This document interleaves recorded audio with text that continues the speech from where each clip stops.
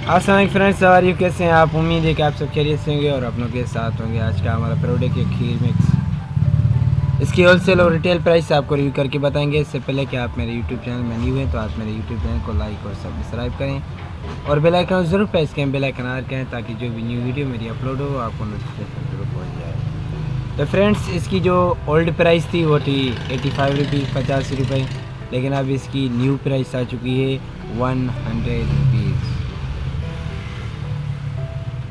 तो चलिए फ्रेंड्स, इसकी होलसेल प्राइस की रिव्यू करके आपको बताते हैं इसकी होलसेल प्राइस क्या है। तो देर किस बात की, चलिए आते हैं।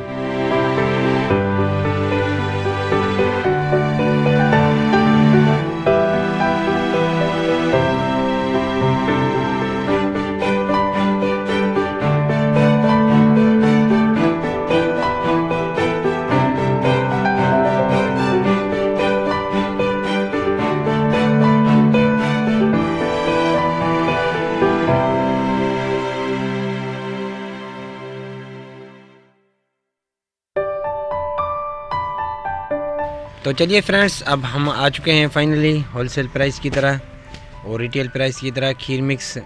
इसकी रिटेल प्राइस तो 100 रुपीज़ है। ये आपको 12 पीस होलसेल के हिसाब से 1140 रुपीज़ में मिलेगा, 1144 रुपये।